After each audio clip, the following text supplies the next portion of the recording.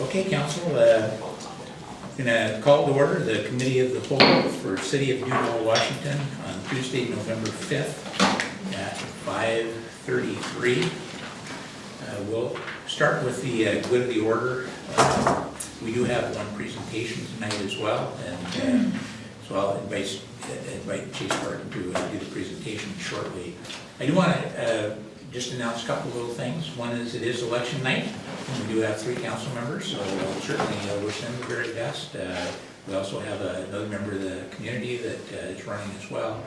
So look forward to seeing all the results. We also have our 0.2% increase in sales tax for the voters to help with roads and sidewalk repair and some safety issues with lighting, and so we'll see where our citizens stand on that, and then be able to move forward and make some decisions from there. I also want to recognize, I hope appropriately, that we've really had a huge loss in our community with the death of 2 of the high school students. And I just wanted to mention that I have appreciated seeing how the community is coming together in many ways this last week, both to have open discussions, try to understand, try to be supportive. The cities and the school district worked together to bring some counselors together last Saturday, and the mayor attended, but I also wanted to recognize Councilmember Naplin. When you put on these events, we don't budget for them, and we have opportunity as council members to help support those. And Jennifer rightly said, we'd be happy to support as council members as well. And she went down to Costco and picked up everything that we needed, and from paper plates and drink and things. And it was a really good event. They had, I think, 10 counselors that were there. The police department was there. The mayor helped to introduce the event and welcome the community. It wasn't a huge turnout, but having been there myself at the meeting, those that were there, I think, were greatly impacted by it. There were tears, there was a lot of questions, and I've been to so many peer support meetings with counselors in my career, being in the fire service, and a lot of tragedies that go on, but it was one of the best presentations I'd ever heard. Very clear about signs and symptoms that you need to look for, stress in your own life, and things you can do to help promote the healing process. And anyway, I was just real proud of the city and the school district for helping put that event. Jennifer on the Duval Discussion Board put out a list of different events in the area as well, so that people can continue to go and seek healing and some understanding as well. Well, let's go around. Oh, Yes, yeah, I just have one thing. Out of the Finance Committee, we decided, and with Laura's support, to start looking at partnerships with the University of Washington, and 3 opportunities have emerged. One is with graduate students and faculty. There's a special new program they've set up called Living City Year. And we've connected with them. They are very interested in working with Duval. And they can take on bigger policy projects, like updating our parks policy, for example. And Laura said that when the tree ordinance, we had to hire consultants for that. That was like $98,000. So there could be some real savings there. That policy is last done in 2008. There's also a project opportunity for a studio project this spring, and then there's also the possibility of developing an ongoing internship with the Bothell campus. And I've asked our Mayor Pro Tem to meet with me to talk about it, and so we can set up some interviews with those faculty to find out more about the programs. But it could be a tremendous opportunity to do some things that otherwise we couldn't do. And it'll go back to the Finance Committee, and any final scope would be something that Laura would be involved with. Well, thank you. Those opportunities are really nice for a city to get a group that can come in and do some work for you. It's not free per se, but it greatly reduced costs, and it allows folks to get directly involved in the real work that they've been learning about for years, and take a project on and work with the city. And we'll have to see if that will work out and work with Mayor and others, but at least it's nice to have that kind of a link, that link with the University of Washington. Others, for the good of the order?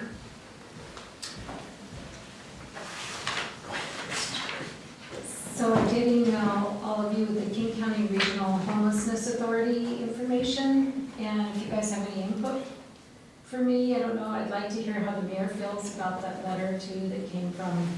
I have not had the opportunity to review it. It's been, If you want to, I understand. So if you just want to send me emails, I really appreciate your input on that. But we can do it by email. I just wanted to say that that I read that email and I felt like I agreed with a lot of what they were saying. And so I don't know are you going back to the meeting and going to try to say something? Or is there can. something we could sign on And maybe to? the I mean, I'm mayor not may really want sure. to include a letter as well, so that's something we can talk about. Mhm. But I can discuss it at the next Sound Cities meeting. Okay. And, yeah, and if you have anything to add to, Yeah. you know. I mean, it was really just equity of representation, that it would be very lopsided in the representation. And so, I don't know. I hope other people can take a look at that. I don't know if you have yet, but yeah, there'd be a very lopsided. I have one comment, which is people should be aware that if another municipal authority is set up, there's a very good chance they will have bond issuing authority, which could affect the tax base. Yeah, there were a couple concerns too from other council members about the fact that it's not doing top down. It's, you know, it's or what do they call it? Downstream instead of, they're not focusing on the root causes. So they're not going upstream and focusing on the root causes of homelessness and the mental illness, and so that was one of the concerns. I just scanned the letter real quick, and we have been having discussions at the SCA board, and there's been lots of concerns about the joint authority, in particular, who controls it, where the money goes, are cities required to participate? And so what I heard this morning at the Snoqualmie Valley mayor's meeting is that it sounds like Seattle and King County are going to try and push the governance system through very quickly, which will create a challenge. But there's a lot of cities like ours that, I mean, my concern is we can't necessarily afford to put into a system. And if we are putting into a system, what are we getting out of it? As we talked about last meeting, we're starting to see an uptick in homeless folks moving in, but we don't have the structure to provide services. And I know we're looking at 1406 to gain some of that sales tax backs from the state to help with that. But in our community, what might be more useful is funding for heating assistance and power assistance and things like that that keep the lights on and keep people in their homes. Because what I'm hearing is that the people that are coming to our community are those that have been offered help and don't want help. This structure is meant to get people help that want help. But there are a lot of challenges with it, and I'm really, personally, I'm concerned about the direction. I've kind of stayed a little bit quiet, just kind of see where it went. But there's also lots of information that is differing depending on who you talk to about it as well. So it's kind of a mess, I guess you could say. And I think that a lot of the concern is also that if you're creating another government entity with a board, the taxing authority, who's really in charge, some of the conversations that we've had, and I kind of fall in the middle of some folks, is that there's a bunch of policymakers saying, well, we should make the decisions.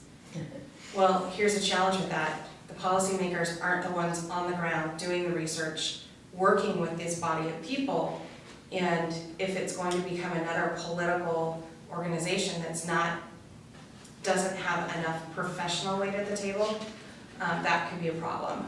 Another issue that's come up is whether or not people at the table, if it is professionally based, are parts of other organizations that are going to siphon off money for their own purposes.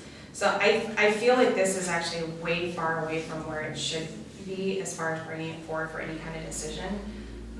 But I mean, just kind of, I'm a little scattered today, so I apologize, but those are just kind of off the top of my head, some of the thoughts that I've had on the issue so far. Thank you. And feel free to share that. I mean, we talked about that before as well. Anyone else?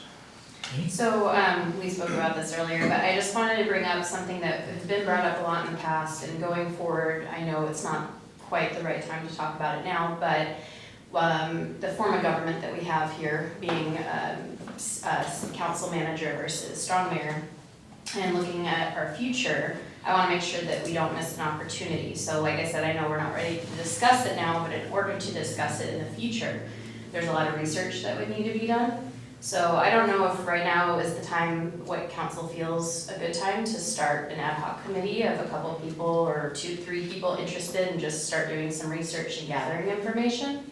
So that at the time in the future when we're ready to talk about it, it's not like, oh man, I wish we would have had time to research this. I would hope that wouldn't be a huge burden on staff. I feel like that would just be some people doing research on their own, but officially recognized by the council to do so. And if we're not ready to form an ad hoc committee now, maybe that's something at the retreat in February that we can talk about more then. So just want to throw it out there in case, so we keep that on our Thank you list. for, it is one of the items in our parking lot, but I think it's always helpful now and then to review the items and say, you know, what is the right time, and we've had so much going on, but I do think early in the year might be a time when we can sit down as a group and talk about it and see if there's timing on it and all those other pieces. Amir? I would highly recommend putting the discussion on hold until after we have determined the funding and have a full-time city administrator in place. The more public talk there is about changing form of government while we're trying to find funding and look for a city administrator, the less likely we're going to be able to find someone to fill that position. I did promise the community a report in year 3 based on personal experience and research and what have you. My intent is still to move forward with that report. As we, you know, at this last discussion, we did have just a reminder that if the city goes that route and it goes on the ballot, and there's lots of interest keys that I'm happy, you know, from taking a step back and going to the 10,000 foot level and seeing what's happened in other communities and my personal experience with different forms of government and elections. I'm happy to talk to folks, but there's also just council needs to really seriously consider that if you do go that route, which is fine, I think long-term the city needs to go there. I just don't believe we are ready yet. That once you go that direction, you don't have options with that position, and legally you have to have it filled all the time. So what you end up, when you start looking at the other cities that are in that form of government, with the exception of really small cities like Carnation, there's assistant city managers and several additional positions that go into that as well. So there's a lot to consider, but I think the most important thing is if we're gonna get a city administrator back in place, the more this conversation's in public and moves forward, the less likely we're gonna be able to get a qualified candidate. Dan? So, yeah, I think we could have that discussion, but I would agree that we would probably want to get, to me, the budget and the whole finance department is priority. So I really want to make sure we focus on not get sidetracked, because that's a big thing to chew on, and it will require a lot of research and a lot of investment to research it. And so I think prioritizing things to make sure the budget, the finance department is healthy, and we understand how that's operating. I would prefer to put that conversation off down the road some. It can be in the parking lot, but I don't know that I really would even be ready in February to tackle it. I want to get certain priorities really managed. Yeah. Just to clarify, I don't want to have the discussion right now. I'm just talking about starting the process of gathering research, not talking about it. Yeah, I think we've been told it could take up to 2 years if you decided. So I think being able to get to a point where we're gathering information and trying to just understand it would be helpful, but timing, and it's a work process, part of the work plan, so it really is up to all council. We're not gonna throw something on there and, you know, we'll do what we did last year where we can prioritize and see where we wanna move and go from there. Anything else for the good of the order? Go ahead, Jennifer. I just wanted to say that I agree with that. I don't know that it would take that much work to, I mean, there's a professional organization, I can't remember, ICMI, what is the name of it, city managers? Yes, it's been in existence for a really long time. Yeah, I mean, I it seems like it'd be interesting to just look and find out exactly what the timeline of the process would be, just to understand, do we have a window that will then pass? And I just don't really see, it's not that we're actually talking about doing it for sure, we're just looking at, you know, what would a time frame be if we even were interested? Yeah. To see, you know, like, where is the window where we would need to get serious about it if we did want to have the conversation? Mhm. Because right now, I don't think we fully understand where that time frame would be based on re-election schedule, you know, of certain positions. So, I think it's really nice to have the perspective, you know, while we're looking at things, because sometimes we bring things up and it's just educating ourselves. Some have political repercussions or repercussions on our ability to, you know, if we're hiring a city administrator, people going, well, gee, you're looking at changing government, so why would I apply? So I think we'll be sensitive to that. We understand the dynamic and make sure that we take that into account as well. Anyone else? Well, with that, we'll move to the most important thing on our topic, or it turns out the only thing, but it really is important. I wanted to introduce Chase Parton. One of the most treasured things we have, and most of us appreciate this, especially this gorgeous weather we've had in the fall, is looking out at the Snoqualmie Basin and watershed. And it's nice to be able to learn more and educate ourselves. There's a lot of science, a lot of groups that council here participates in with the Snoqualmie Valley Watershed, the Farmfish Flood. So there's many groups that are participating in helping take care of and provide direction and leadership and policy for our valley. So anytime we get to learn more is a real pleasure. So I want to welcome you. You can tell us a little more about yourself and introduce the topic for us. Yeah, great. Thank you very much for the introduction. It's really nice to be here. I appreciate the time and your attention. My name is Chase Parton, and I'm a supervising engineer in King County's River and Floodplain Management section.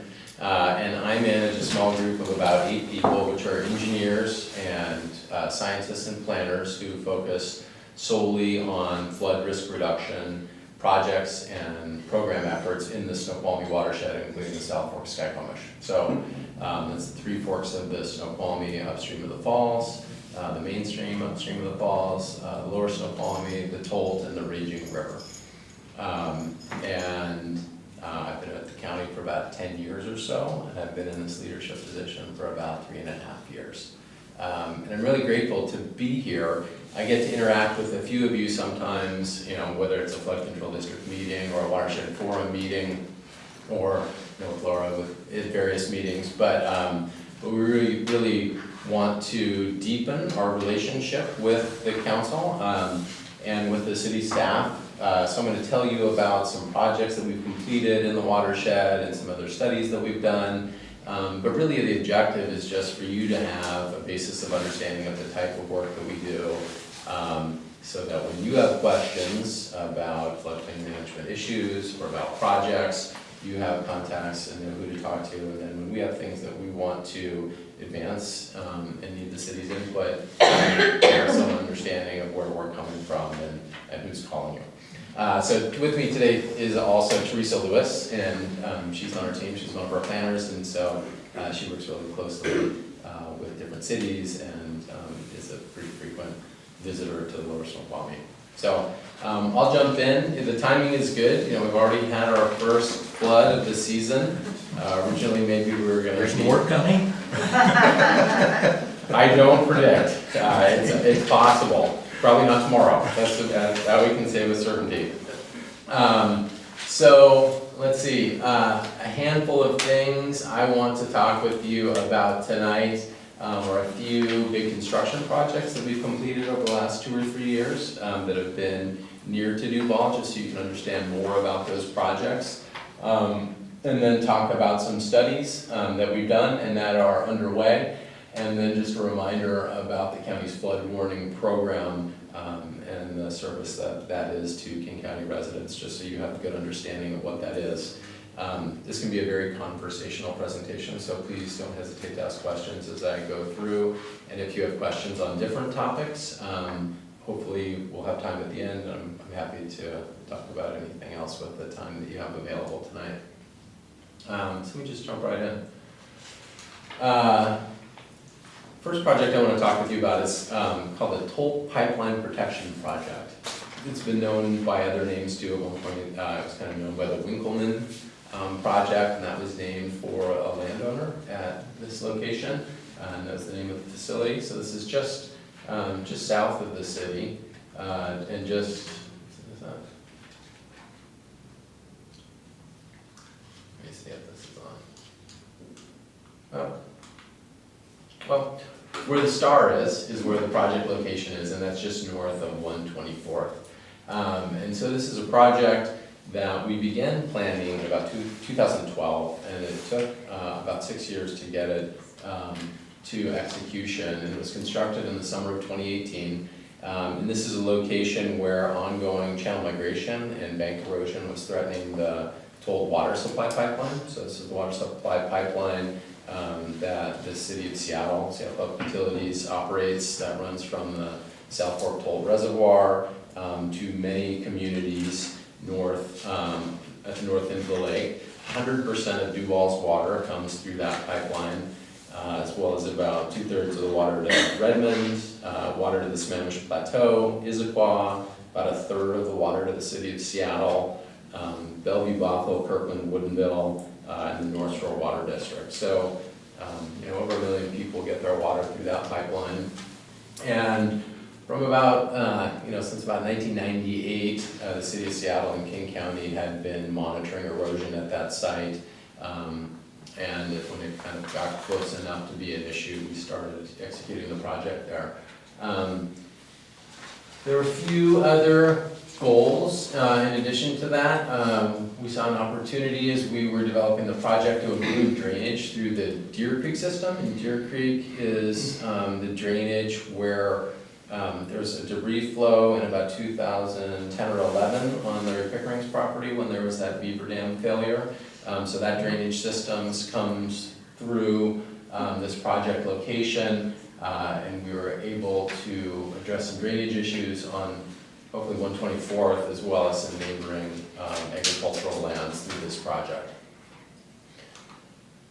This is what it looks like after construction. This was probably a year or so ago. You can kind of see what the eroding bank condition was prior to the project. After the project, there was about 1,200 feet of bank protection that we installed. It was a particularly challenging site because of the depth of the river in this location. From the top of the floodplain surface to the bottom of the scour hole that was driving the erosion was almost 60 feet. And so the bottom of the scour hole is actually lower than mean sea level. It's kind of an interesting fact. So that water's got to come uphill before it goes back out and flows downhill to the sea. So there's kind of a new technology that was developed back in the 50s or 60s. They might have just dumped a bunch of rock in this hole to try and protect it. And that's not really a permittable action at this scale at this time. So we developed what we call ballasted wood jacks, which are essentially giant jacks made out of logs with a boulder in the middle. The scale of them, the logs are about 18 to 24 inches in diameter, about 13 feet long, and there were 4 of them constructed in a kind of a big pyramid with a rock that would hold it down in the river. And there were 650 of those lowered by a crane into the river out there. We had a great contractor. They were able to complete the project in a pretty short timeline, even though there was a strike over that construction season. I don't know if you remember remember in 2018, there was that operators union strike. So it was a little bit touch and go for a couple weeks, but they were able to pull it off. You were showing me how this laser, oh, there we go, I got the laser going. Maybe it just doesn't show up on the screen. That's it, yeah, it just doesn't. So, at this scale, you can't see it, but those ballasted wood jacks and some other bank protection structures are kind of at the lower part and go down, 30 or 40 feet underwater. Then we also had what we call a floodplain alcove.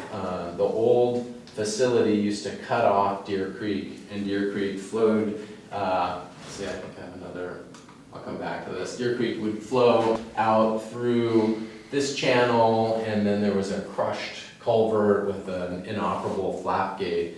And so over the design period, we saw how water was not really getting out through that drainage system. So from about 2015 to 2017, I was observing more water kind of backing up through that system and potentially impacting 124th.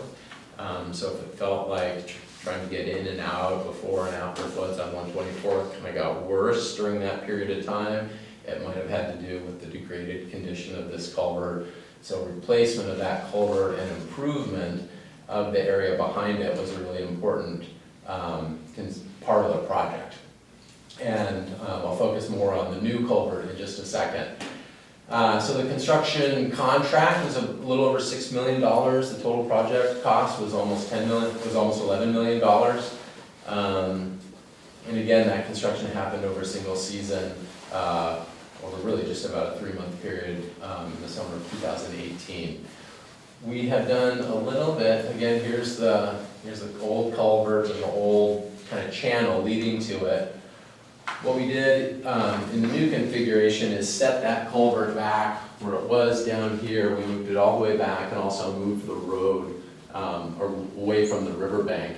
And instead of there being what was about a 42-inch circular culvert with a flap gate on the top that's kind of broken and hanging off, this is now a 10-foot by 10-foot opening, which now stays open under almost all conditions until the water starts to rise.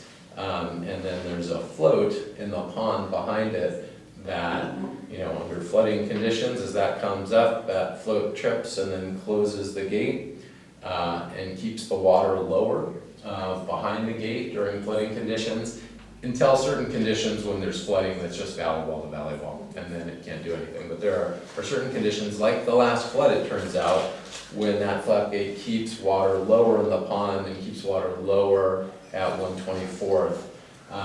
Again, obviously 124th went under these last conditions in the flooding, but I just saw our first set of gauge data today. We have gauges upstream of the flap gate and downstream of the flap gate, and that was able to show us that it kept the water a few feet lower, kind of landward of the river. So under smaller flooding conditions, when it might have gone underwater previously, it may not go underwater now. So we're just starting to collect data on that. It'll be interesting to see what that tells us, and I'll certainly be interested on people's observations, because you guys drive that much more often than I will. So anecdotal information is definitely valuable.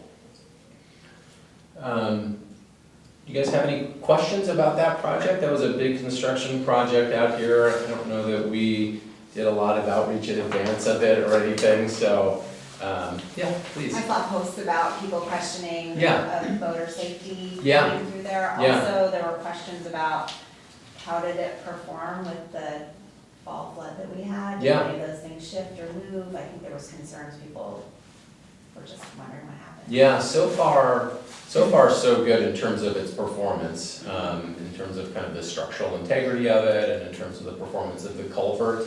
In terms of voter safety, there is definitely wood in the river in that location, and there was wood in the river at that location before, just with trees that were coming in. And there's just a lot of submerged wood in the lower Snoqualmie.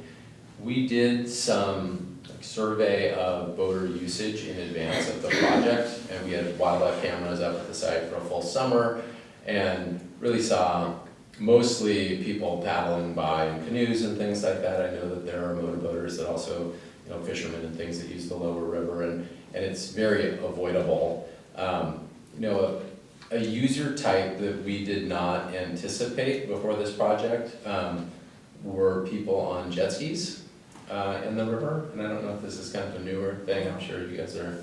It's not that new. Not that No, new. no. It's been around since at least I've lived here almost 20 years. Okay. It was interesting, there were some young people on jet skis that were present during construction at the site, and in fact, the crane would lower things into the river, and some of these folks on jet skis were circling the cable on the crane during construction. So we did have to get the sheriff out, and we established kind of some parameters in the river by putting out float lines and things, and we were able to improve that. But I was not anticipating jet skis in the construction sector construction. So I think if there's any risk, it's to people going really fast and not paying attention. So that's always possible. It's not really different than other locations in the river, but there is wood in the river at this location. Yeah. Any other questions?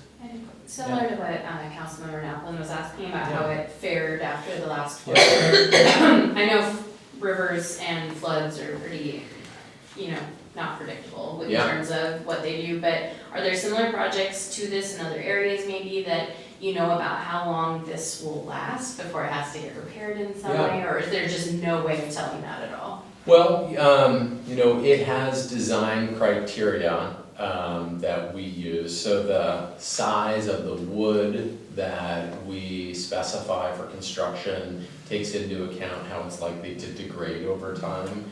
And so it's expected to have at least a 50-year design life in terms of its performance. Things do get damaged in a river environment, and so there are kind of inspection and maintenance protocols that we'll go through, but it is, it's expected to have at least a 50-year design life in the way that it operates. Thanks. Yeah. Go ahead, Michelle. So could there be some signs for warning people that they're coming into an area that could be? Yeah, we had those up during construction, and they may actually still be out there. That's something that we've thought about, and if you guys thought that that was a good idea, then that's something we could definitely consider, and making sure that those are visible. That is something that we have thought about, and we could consider more. I think, again, I was not fully aware of the kind of the jet ski community out there, and I think that is the highest risk user group out there, just because of the speed of operation. So I think almost all other user groups can adapt very readily to whatever the conditions are, but just the speed that those operate may or may not, and if they're not familiar with that location. So that is something that we could follow up on. Yeah. Chiefs? Yeah. One thing I just want to say, congratulations, you have a $10 million project that makes a difference in the valley, and I know that takes years in planning, so congratulations. Yeah, thank you. There are some other groups that had said they wish they knew a little bit more about the project, because there's other projects going on and they would like to dovetail them. I think by the time they heard this project was underway, and it just needed to move forward. But I do encourage, where it's possible, to reach out to some of the other groups in the Snoqualmie Valley, especially those working on salmon recovery. I don't know the details about what those projects were, but I had heard that there were some they wish they could have dovetailed in, because it might have, in the long run, saved some money. Okay. And I don't know how it would have changed the project even, but anyway, just something to. Yeah, that's great feedback. We ended up incorporating a lot of mitigation planting out here on Deer Creek. And fish passage through this culvert is a really important component. But that is good feedback, and something that's important to us, and outreach like this is an attempt to share what we're doing early and look for those opportunities. So thank you. Okay, I'll keep going. So another project that's been completed relatively recently is the Cinema Qual upper revetment reconstruction project. So this is another damaged revetment. This is a location that you may know of also as Car Body Curve. So this is a little bit further south in the valley. If you are a commuter on 203, you probably have a pretty good view of this project during construction. Construction happened over the summer of 2015, and then again a little bit in the summer of 2016. So again, you see 124th, and really where the river abuts 203 south of 124th is this project location.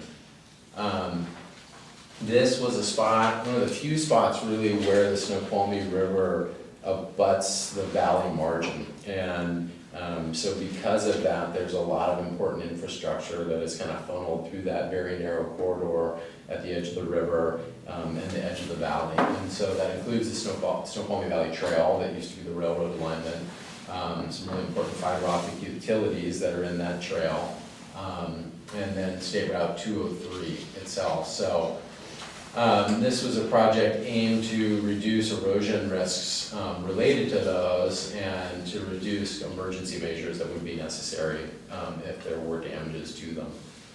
James, could you explain, just so everyone knows what you mean by revetment? Yeah, It may seem thank obvious, you. but, No, yeah. you know, there's terms So, used that we yeah, don't so- all understand. We kind of have two types of what we call facilities, flood protection facilities. One of them would be a levee, and a levee would be a raised prism that would be intended to keep water from getting behind it.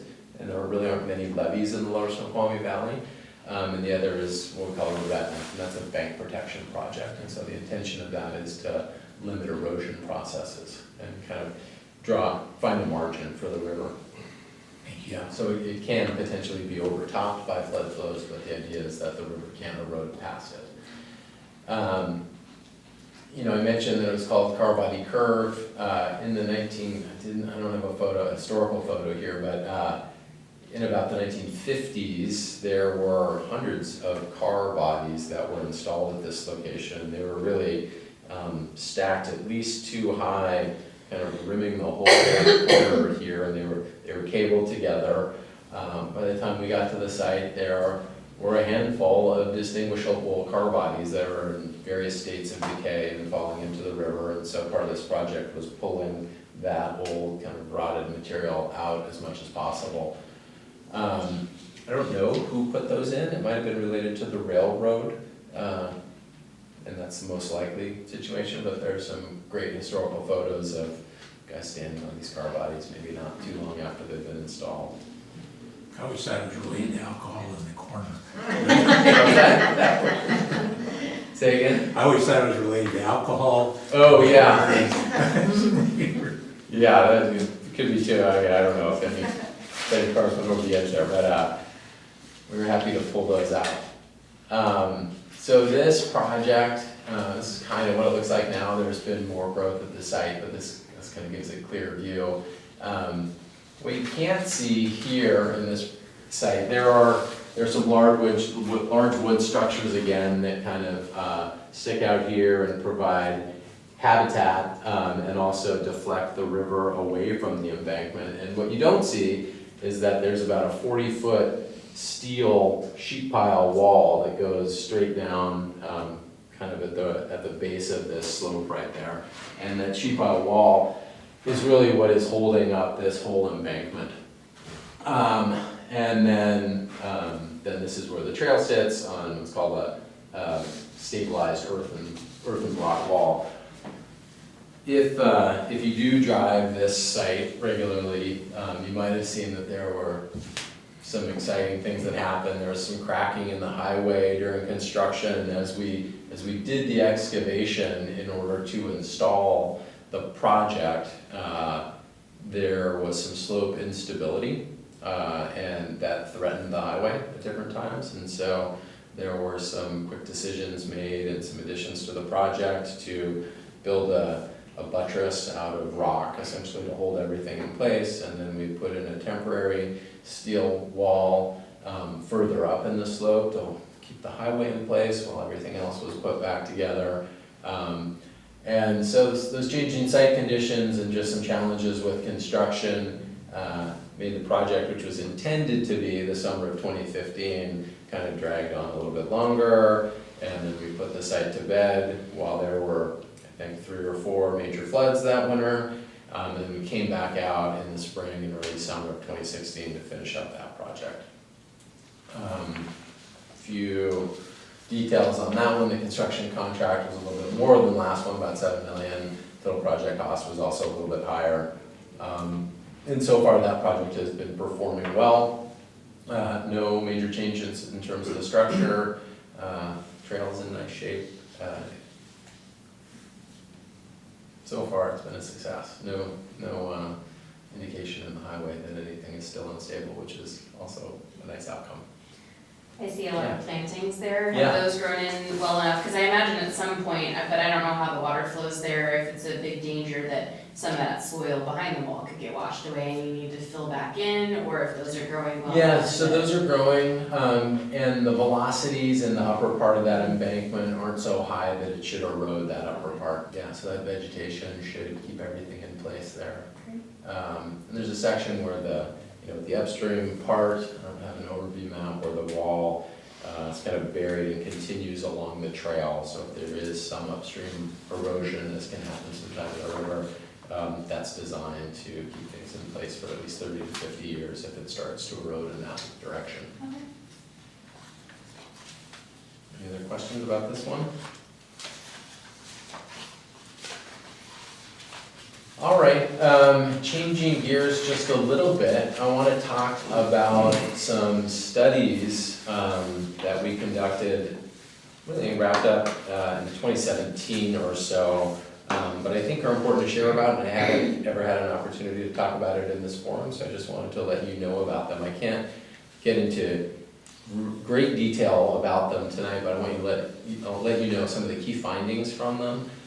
Why we did them, and then also just that they exist. So if you want to dig into more detail, you can find them, and then if you have more questions, you can follow with me. So there were two phases to what we call the Snoqualmie River hydraulic and hydrologic study. And really the genesis of this study was that when we were doing work in the valley, particularly kind of in the early 2010s. I started working out here in about 2010, and it was not long after the 2009 flood event, which was really significant, and there were a handful of other large events in 2006 and 2008, and we were hearing a lot of concerns from Lower Valley residents that the changes at Snoqualmie Falls had really resulted in changes to flooding patterns. And then we also heard concerns that there were changes in land use and changes in other things about the basin that were really having a significant impact on the characteristics of flooding in the lower valley. And so we felt like that was something that just needed some attention so that people had more information and we could either determine if there were valid concerns related to those things or if there were other ways that they could be explained or if it was just kind of natural process and variability. And it kind of turns out to be a combination of all of those things. So it's kind of broken into two parts. The first one was the hydraulic study.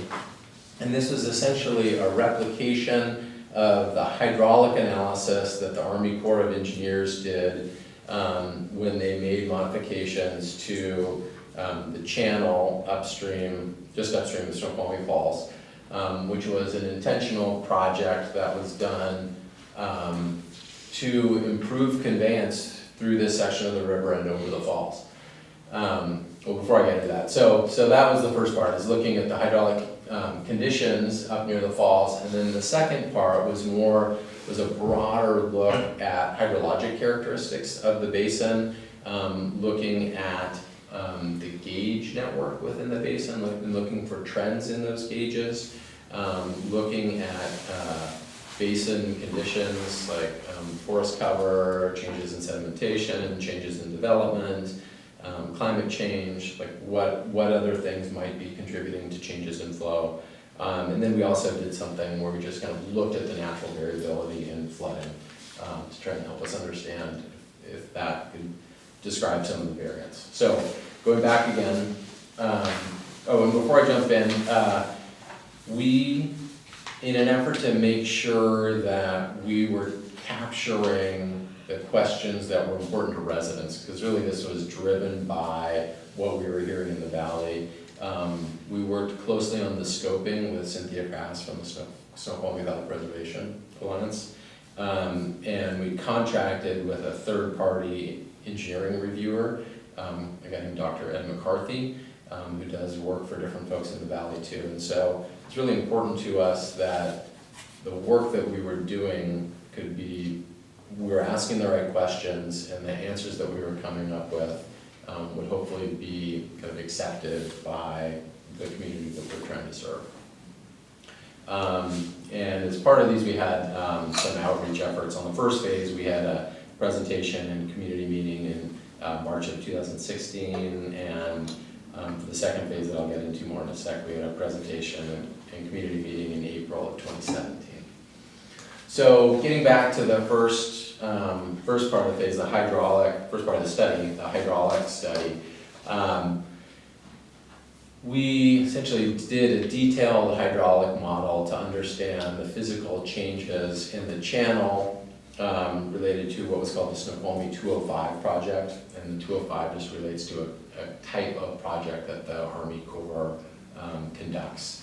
And then also shortly after that, in 2012, there was another modification up at the falls where PSE did a modification of the weir height related to how they route water into the penstocks that are part of the energy generation up at the falls.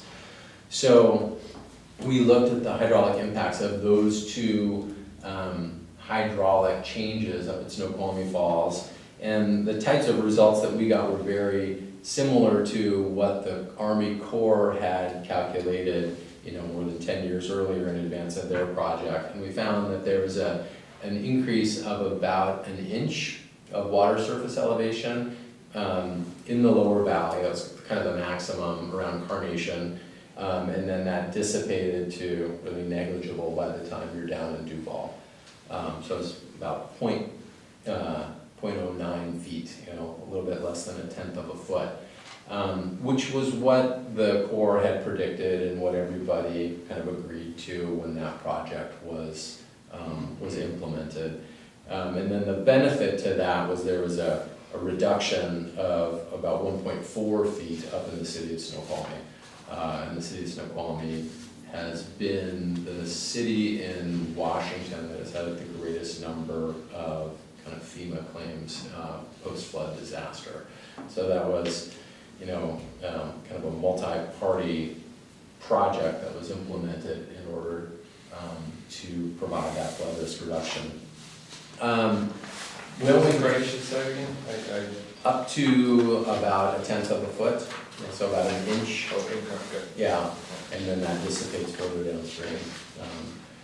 There was, this was before my time, but I think there was some resistance to that project in the lower valley when it happened. And there was an acknowledged increase in water surface elevation in the lower valley, so it's not inconsequential. And so I guess at the time that was implemented, there was a program called the Downstream Assistance Program that was generated. And that was a program that could provide cost share to help landowners reduce risk of flood damage by contributing to home elevation projects or barn elevation projects. And I guess ultimately there were 6 landowners that participated in that, so not a huge number. And since that, our home elevation program has benefited more than just that number, but that was the level of participation following the 2004 project. Another minor shift is that because of the hydraulic alteration, there allowed more water to come over the falls, and that meant that the peak would happen about 15 to 20 minutes earlier in the lower valley than it would have happened absent those projects, just because you're allowing more water to come over and it's just moving through the system faster. And I'll talk more about kind of travel time of peaks from the upper basin to the lower basin, because that's an interesting story too. So I was talking about these results. So then the next, so that was phase 1. That was the hydraulic study. Phase 2, again, was a little bit more broader and looked at really the conditions in the basin and how those influence flooding. And then also, again, looking at gauges, looking for trends in gauges, and looking at a few flood events, looking at just kind of the natural variability and the characteristic of different flood events.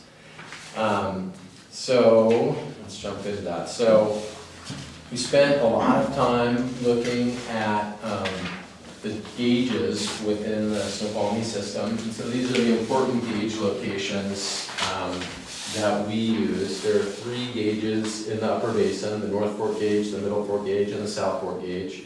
And then there's Snoqualmie at Snoqualmie gauge, and then here the Snoqualmie Carnation gauge. There's also a stage gauge in Duval that is probably important for local landowners near Duval to understand the level of water, but it doesn't provide a discharge value because it's strongly influenced by potential backwater from the Skykomish River. So trends in that are not as meaningful in terms of flow. So just as a little bit of a primer, I'm sure most of you know this, but when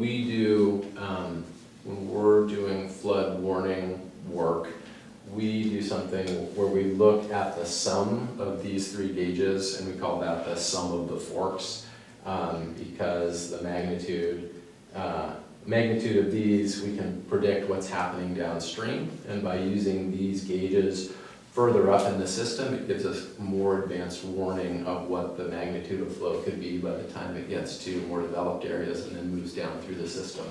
So if you ever hear the term the sum of the forks, it's adding up the flow value at these 3 gauges. So we looked at a lot of different kind of statistical parameters relating to trends in those gauges. We didn't find changes that were meaningful in terms of peak annual flow, so the largest flow in any given year, though we did find that there were more flows that could be impactful. There is a trend that there was more flooding. Again, we don't know the cause of this necessarily, but the trend in that gauge data is that there are more larger flows. There are also larger spring flows and smaller summer flows. So we're seeing more water in the river in the springtime, less water in the river in the summertime, not larger peak flows, but more kind of flooding type events in general. Another thing that we looked at, because we heard people say that floods seem to be arriving faster, is we looked at that travel time of peaks from the upper basin down to the lower basin, because that's a really important kind of parameter for people to make decisions about how to manage their property. When they hear that there's a flood coming and they see flows rising in the upper valley, they only have a certain amount of time to decide what they're going to do, whether that's landowners deciding whether they're going to try and harvest crops within a few days or whatever that is. And what we found looking at that is it's just a really wide variability in travel time. So let me explain what this is. These are just different water years, and these are floods in those different water years. And this is travel time in peak flows between the Snoqualmie Falls gauge and the Carnation gauge. And so you can see that sometimes that peak can travel as fast as in 3 hours from the upper basin down towards Carnation, and sometimes it takes more than 18 hours. And there's just a lot of variability. So before this, we kind of had a rule of thumb that it was about 10 to 12 hours. And it kind of is about 10 to 12 hours, but it can also vary widely, and it can depend on what we call the antecedent conditions, or the conditions that happen before the flooding. So this flood just recently, it's a pretty early season flood. There's maybe more storage capacity in the lower valley where there are the oxbow lakes and things like that, and maybe not all of the soil is saturated. So some of that flood water can be absorbed within the system as it moves downstream, and so things like that can affect travel time, as well as just the intensity of the precipitation and what's happening on some of the tributaries. When the raging river is flowing very strong, or the Tolt River is flowing very strong, that can strongly influence what's happening with the timing of the peaks. Does have any questions about any of this?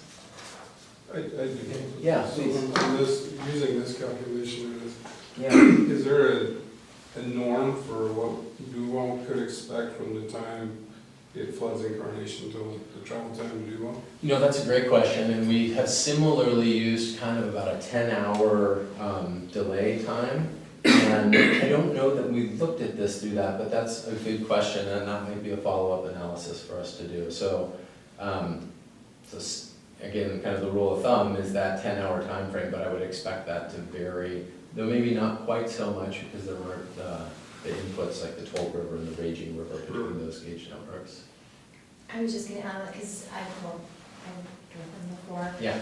but, Steve and I, our public works director, what Yeah. we've noticed as observations over the last handful of years is that consistently we were able to figure out kind of when we would flood based on kind of, some of the rivers and coming down to the toll, when it would come to Duval, what the gauge heights would be for different closures. But the last, I would say 2 or 3 years, we have not had those same consistent indicators. Yeah. And that's a concern to the city. Yeah, it's harder to predict what the impacts are going to be. That'd be interesting. I'd love to know kind of what your guidelines are and how they've changed over No, time. we We can have a definitely, spreadsheet. we actually keep a Oh, spreadsheet, that's so great. we can share that with you. Yeah, well, we can talk more about road closures. Yes. That'd be interesting for us to talk about more. King County Roads has some good information on road closures. I have a map here in just a little bit of the Duval map that shows the timing of the closures, and we have kind of a You know where they similar. got that from? I don't, from the you. city. Yeah, it's the Duval map, it's your map. Yes. Yeah, so I have your map in here, and then we have kind of a similar map that we're compiling and working with King County Roads to understand that. And then there's another project that's coming up in the next few years that we can talk about a little bit more. Yeah. In addition to all these gauges, we looked at a range of basin conditions. We looked at forestry over the last 40 to 50 years, changes in land development, projects in the river, sediment accumulation in the river, climate change, all as potential causes of flow change. Because something we heard is it seems like flows are changing, they're different at this location, or they're coming faster. Mostly we didn't come up with a lot with this investigation. There weren't significant trends in forestry that would lead us to believe that that's influencing flooding. Land development can certainly influence local drainage conditions and, drainage on creek systems and things like that. But nothing that's gonna influence the amount of flow that's reaching the Snoqualmie in a way to really impact flooding. So, not that land development isn't a really important thing to watch, and stormwater regulations are very important, but it's not something that influences flooding on kind of a basin scale. River projects and sediment accumulation, the way that we looked at that, we were able to recognize that there can be local changes, especially with sediment accumulation, whether there's a large bar that develops or over time there can be aggradation in certain parts of the river, and that can cause water to get out of the river earlier in different locations. But we did some simulations where we changed the riverbed and didn't find really widespread and significant changes in water surface elevation. Again, I think those are most impactful when there's a large bar that develops and all of a sudden on a property or on a few property that changes the way that water is getting out of the river and impacting folks. Other things like that, when banks erode, sometimes the highest land elevation is closest to the river. I'm sure you've all seen that in there, or natural levees that form when water spills out of the river and drops sediment right when it leaves the river channel. And so in the floodplain, actually, a lot of the houses are built like right next to the river because that's the highest land in the river valley. And so sometimes when those natural levees erode, just because the river is moving laterally side to side, that can change the way that water inundates the floodplain, and that's another way that there can be pretty meaningful meaningful changes in the way the floodplain inundates over time. We found that climate change is a possible cause of some of these flow changes. What we are seeing in terms of changes in the gauge data with less water in the summertime and more water in the spring is consistent with findings from the UW Climate Impacts Group. Some work completed in 2018 by the Climate Impacts Group is predicting increased peak flow magnitudes in the Snoqualmie Basin in the future.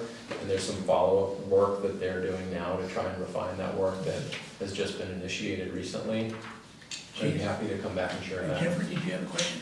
I did it super quick. Yeah, There were a please. bunch of articles written at some point and talk amongst the community about mitigation planting in the valley, that has somehow changed the way water Yeah. flows, possibly more saturation in certain areas. And I don't know if that goes along with what you were saying, is that the land development kind of makes local issues but doesn't really create widespread issues. But there had been concern and Yeah. a bunch of articles written, and I don't know if that's something that you guys are You know, we monitoring. didn't- Tree farms? We didn't look at that explicitly in this, but I know that that's a topic for the Fish Farm Flood Work Group, and there's a buffer task force in the Fish Farm Flood Work Group that is still investigating that question. Are you on that task force? Yeah, I'm on the regulatory Okay. task force and the buffer task force, Yeah. and it's one of our guiding principles for the flood caucus. And so we're actually working with county staff to see if there's some sort of scope that we could look at as we move forward our package of what we'd like to see as a flood caucus. Because we've heard that there potentially trees, there could be some impacts, but there's no science really Mhm. to back that up at this time. So I think it's still more of an exploration of information.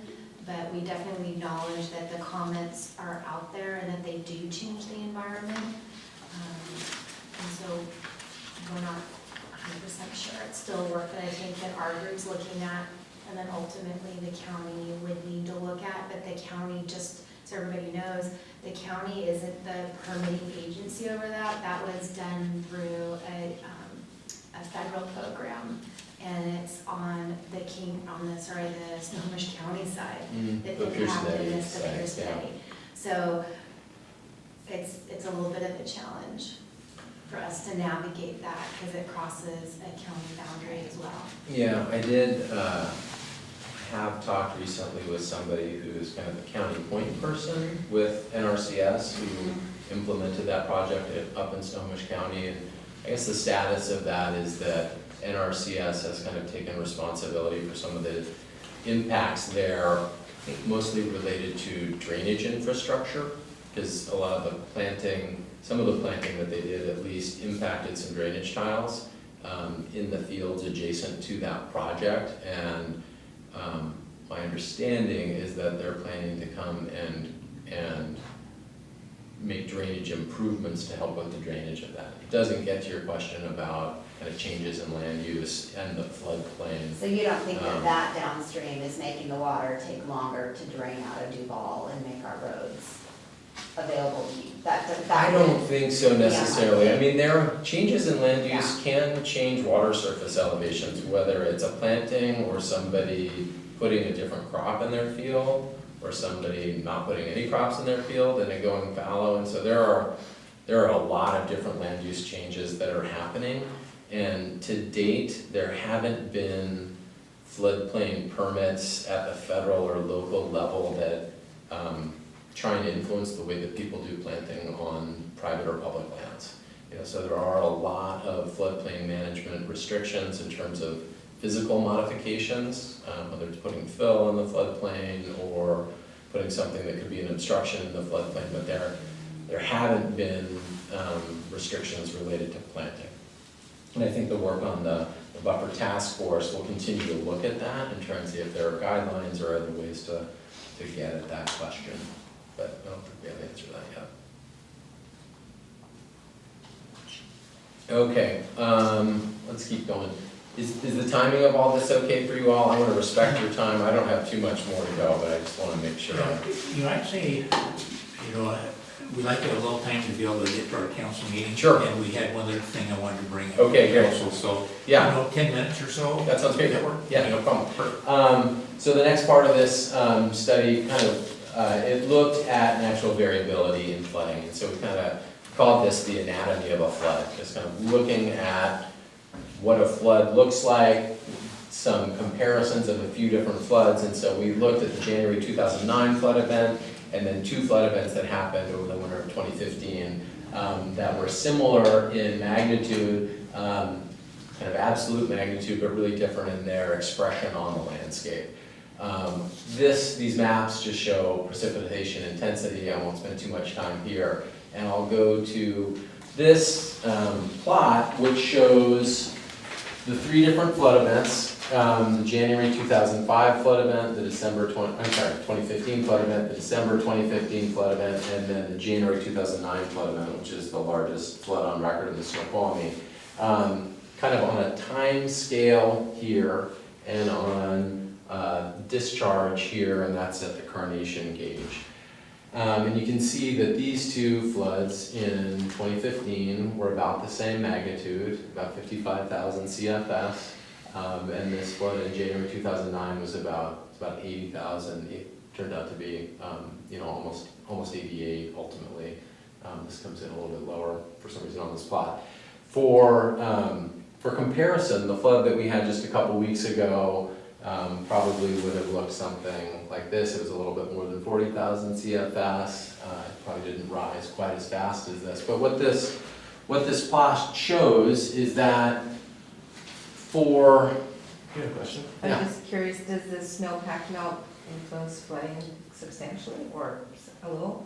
Snowpack influences it a little bit. I think for a long time, the hydrologic community felt that rain on snow events, maybe you've heard that phrase, kind of drive flooding. So if there's a lot of snow in the basin and then rain comes and falls on that snow, it can melt and contribute to more. And that's true, the snowpack can contribute to that, but really what's, I think, better understood to be the driver of flooding now are what people are calling atmospheric rivers. So that's another term. It's kind of a fancy name for a Pineapple Express. So it's a narrow band of intense precipitation that typically comes from the Southern Ocean and just, it's not a huge storm necessarily, but it can land on a river basin or a couple river basins. And that's been shown really to be the driver of the largest floods in Western Washington. So if there's snow on the ground when those sorts of events come in, it can contribute to it. But snow isn't typically the driver. So what we were looking at in looking at these different floods is just understanding that a flow of a similar magnitude can be really different on the ground. It can rise slower. It can last a shorter amount of time. It can impact infrastructure in a different way. We looked at road closures compared between the January and December 2015 road events and found that, flood events, and found that that January 2015 flood event had closed far fewer roads and for a shorter amount of time than the December 2015 event. And so what this helped us with as we conducted this study, we kept hearing that people were relying on the Snoqualmie at Carnation gauge as really one of the sole barometers for what was going to happen.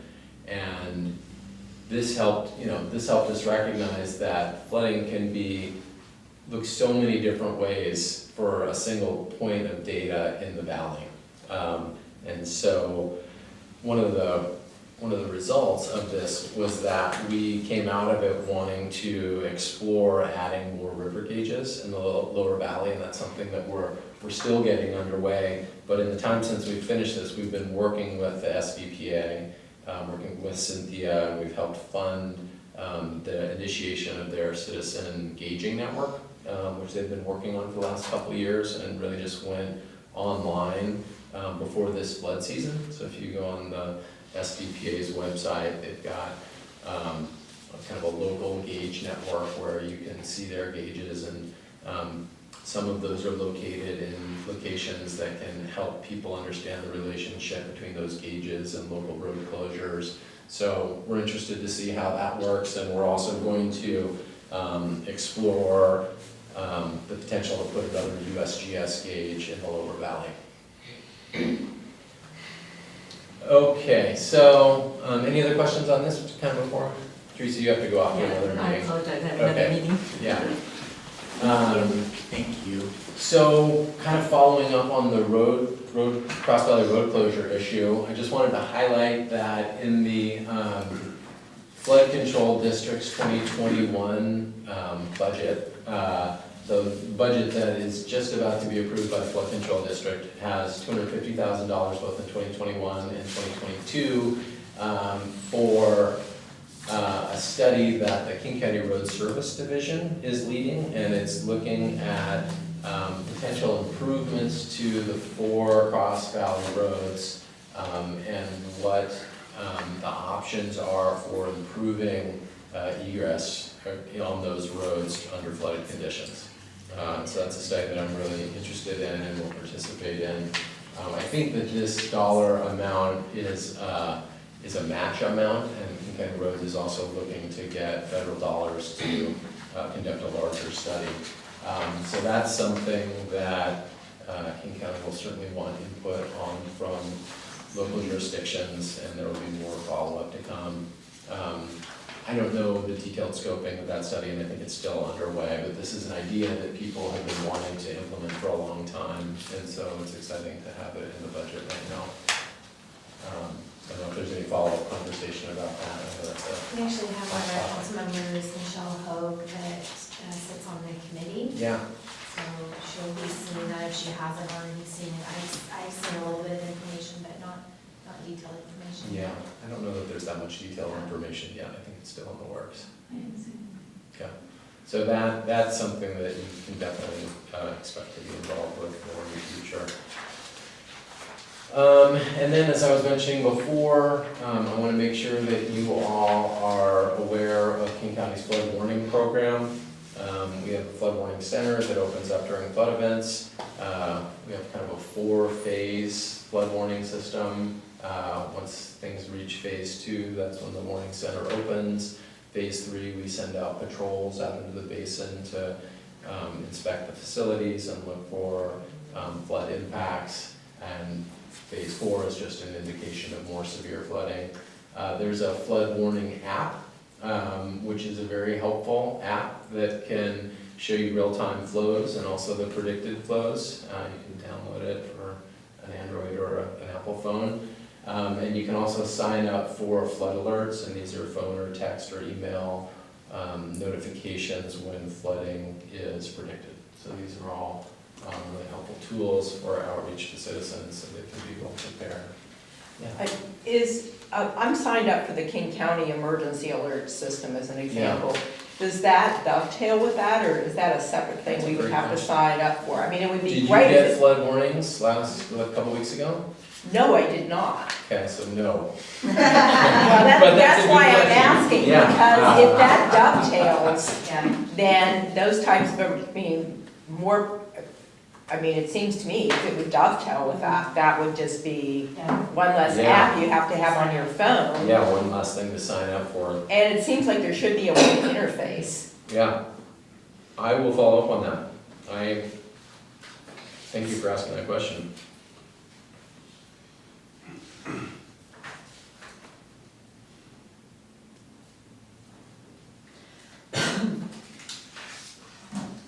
Any other questions about the flood warning program? I think this is kind of the end of my spiel, so I'm happy to entertain more questions here or any other topics of discussion that you guys have. This was such a nice balance between technical information. Sometimes some of that stuff goes over my head. I'm still trying to, understand all the detail, but it's neat for me to be able to see the amount of expertise that goes into trying to understand. For us, the biggest issue, the biggest frustration is when 124th shuts down. Yeah. And I think everyone understands that. I was talking to Kathy Lambert, she said they weren't able to get money appropriated as they had hoped to remove some of the levees up in the North Bend area. I think Pendo and some farmers agreed to let 1,000 acres flood, or at least hundreds and hundreds of acres flood up there, which just gives the water one more place to go. But I think it was $10 million to move the levee back, and they weren't able to get that appropriated. So we're hopeful that, I think someone mentioned that earlier, things upstream do affect us, that eventually that'll happen as well. There's the practical part that most of us realize it flooded 1,000 years ago, and probably 1,000 years from now, it'd probably be flooding. So, just putting dirt on the road and raising it because of all the hydraulics and allowing water to move through. I know there's a lot. Last number I heard was like $24 million to do something with 124th. But we certainly encourage, as a council and as a town, to keep moving in that direction. I think the study is a huge part of that, just understanding what the options are so that we can move towards doing something that's practical. And the good news is it doesn't happen that often, but when it does, it just wreaks havoc with the businesses downtown, lose a ton of business. People just, they don't shop downtown when they've been sitting in traffic for a few hours. So anyway, it's a huge issue to us. I don't bring it up to go fix it as much as just to say we recognize the work you're doing is critical to our own region here. And I just appreciate that when you have the interest, bringing the expertise, and that we just move closer to coming up with some solutions for us here. Yeah, thank you. Other questions? Well, James, thank you. Yeah, thanks for the time. Very nicely done. Yeah. I'm happy to kind of make this sort of an annual event, if you want, just so, we might not go into so much detail on some of these things, but just kind of an update on And things. please let us know what we can do. You mentioned that, but certainly we do appreciate it, whether it's writing letters or going and meeting with county council folks. I know budget's a big part of that, but we're happy to be involved in making sure that our voice is added to, to direction on projects and things. Well, that's great. I think we really want to have an open dialogue with the different cities in the basin, and so please feel free if you have questions to bring them to me or to people in our group or other people at the county, and if it's not a question I can answer, we'll find the right people to answer it. So thank you. Yeah, appreciate it. Well, this afternoon we got a couple of notices. One is some new dates for the mid-buy. And I wanted, Mayor, I don't know if, I can ask Laura as well. I can do it. Okay. Jody and I can do it. Perfect, thank you. So we noticed that the dates, originally we were talking about September and potentially October for mid-buy. Then we set up some Tuesdays in November. Now it looks like they're moved to December. We get the reason, but I think it's still important to say there's a growing frustration, as we recognize there probably is with you. Some of the critical things we normally get, which are quarterly financial reports, quarterly investment reports, and even updates on revenue and expenditures that we just, because of many understandable reasons with staffing and finance department. So we really worked hard to be patient, and I think the word grace came up. And I don't know that we've moved past that. It's still important. We're all working together. But part of this is just a reminder that part of our main responsibility besides setting policy is looking over the finance as well. And it puts us in a position where the time frame is immensely compressed, which often means that, and we can still get it done. I'm not worried that we're not going to get it done. But what it does do is it reduces our opportunity to ask questions, to really understand what adjustments are being requested at mid-buy, what the impacts are for the citizens, what do we get out of that, where's the money coming from, what are the other options, and what if we don't approve those.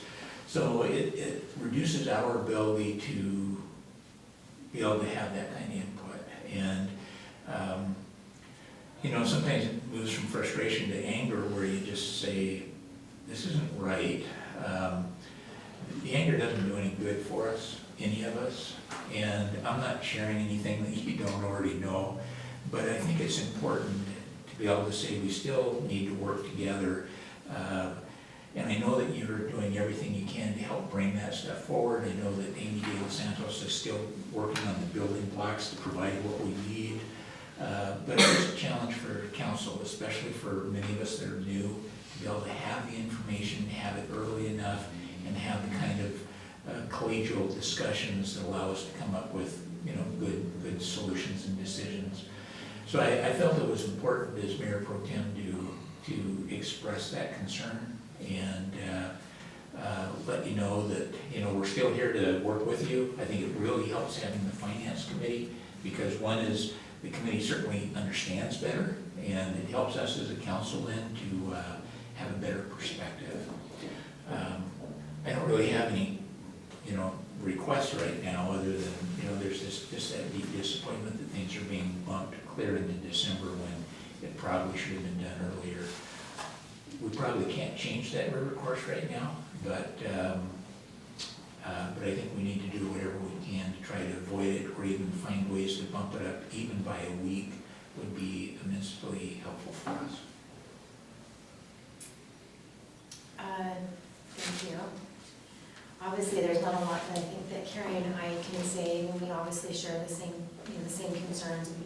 I guess some bright news is we did finish the audit, but the audit definitely took a lot of time of our finance department and honestly our directors as well, because it was all hands on deck. It looks like we've done a pretty good job with our finances. The auditor hasn't, there weren't any items that were, that we weren't expecting. So we'll have, that was one of the emails, and I was going to talk about under my admin report. But the exit interview is going to be the first week of December on the 2nd, 3rd, or 4th. I'm assuming that we'll have a forum, so we'll need to publish that date if we do have a forum. But I'm assuming, did you? I haven't sent anything out because we were going to talk about it tonight. We were just actually hoping tonight to be able to identify what date works best for the majority, the 2nd, 3rd, or 4th of December. And it'll be during working hours because this is the auditor comes in and gives this presentation. And this is December 2, 3, 4, one of those dates. 2nd, 3rd, 4th. So that's a Monday, Tuesday, and then Tuesday is the Cal and Duval council meeting. Would you be And doing you that said earlier in the day? Probably 3 or 3:30. 3 or 3:30? Okay, and then the 4th, Wednesday the 4th. I'd probably rather do Wednesday. Wednesday? But I mean, I can make anything work. I can do Tuesday. Is that the only day you can do it, or? Yeah, I teach I teach in the afternoons on those other 2 days. Are Unless they you do it able to- earlier, do you? I've got work each day that week, so if we can make it the end of the day, that'd be great. Yeah, are they able to do it before the Cal? I don't know what We've they're. actually done an exit interview at a Cal before, so I wonder if we could start the Cal early. We can look at that. Okay, That would Other probably input? work better for Anybody me. I'm looking at those Yeah. days going, oh, but I think that would probably be one of the better. if we could do it at the Cal, is that the preferred? Yeah, because I've already, If we yeah. can't do it at the Cal for whatever reason, can we, could we do it prior to the Cal at the end of the day? I can make any of those 3 days work, but it just helps if it's pushed Okay. Yeah. towards the end Lori, of the does day. that help? Yes, it does, so thank you. Going back to the budget, at a staff level or and director level, we didn't know until yesterday that our budget discussions would get pushed into December, so we worked with Amy De Los Santos downstairs and obviously Jody, because we also have to put out publication notices. If we can do it earlier, we will, but I can't sit here and say that it's gonna be any earlier than that. I mean, we're looking at having to make adjustments to vacations, all kinds of things because of the late date. There are no excuses, but we're just in a position that we don't have control of when this budget information comes due. If we did, it would not be coming in December. Or it wouldn't be coming in November either. I do want, with my comments, I always try to be kind, but it's upfront. But I also want to say we feel really supportive. I mean, both of you have taken on a to say the least, a very challenging role at helping guide the city. We don't have a city administrator currently. And I want to thank you for your service doing that. The huge amount of additional work, not to mention stress and everything else that goes with it. But we really are, as a council, here to work together on it, and I mean that sincerely. But I still think it was important for me to be able to kind of give you an understanding where the frustration council feels. I understand as, administrators that you feel some of that as well, and that some of that's out of your hands. So I don't want you to take that personally. It's not about you or the hard work you're doing. It just has to do with not receiving the reports and having the information in the compressed timeline. That we can work together on, and certainly the sooner the better. So thank you for, yes. Pam? You know, in all the years I've been here, I think I've witnessed the most unusual financial situation with the finance department. And I think that, I wasn't really expecting a ton of things because we still don't have the finance director. But I did expect with the finance committee that some of those deep questions would be answered. And with a whole group of new folks, I understand it's really hard to try to trust and understand this process, but it is a biennium, so I understand too that the way we're gonna work that budget is different than what we've done in the past. And the whole reason we went to biennium was because we were replicating, it was like 6 months and we're back to this again, this process. So with the biennium, it gave us a little more breathing room and saved us some time.